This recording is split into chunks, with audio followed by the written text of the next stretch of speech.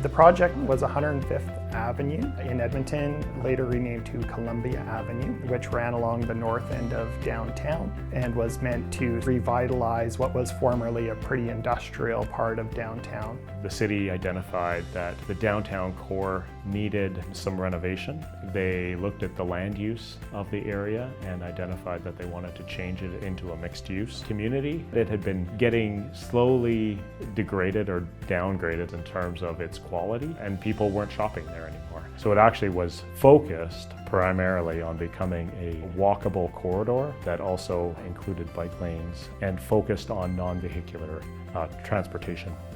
There was not great as-built of what the ground looked like underneath for when we began. So some of the main things that helped us were the adaptability of the Stratavault product to be able to either remove sections of it to work around existing utilities or to leave different size gappings. We could switch the layout of how the cells were installed in certain areas and still keep the soil volume. The Stratavault product was fantastic to use, made installation easier, made it significantly faster to get through the tight timeline in the second year. SevenM installed all of the sub-drain and distribution pipes on the project. Utilizing an 8-inch pipe inside the system was one of the bigger pipes we've installed in a system like this, and I think complemented the success of the whole project. We've really noticed a big difference between having soil cells versus not having soil cells. The stormwater integration into it adds a whole other level. Basically, it's adding an irrigation system into the overall design that doesn't have to be monitored and doesn't have to be managed. And even when there isn't an ability to have